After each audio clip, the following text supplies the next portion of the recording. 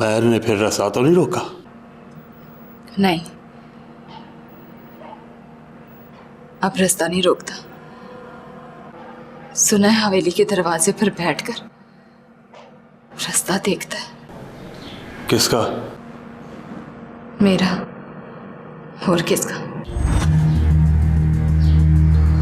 खरारी वाला चाकू तेरे घर ही रह गया था। मेरे पास है। बड़ी तेज धार है उसकी, अपने पास ही रखना, तेरे काम आएगा। सुन,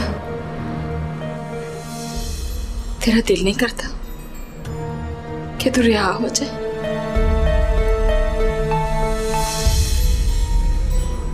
करता है। जिस दिन फांसी हो जाएगी रहा हो जाऊंगा।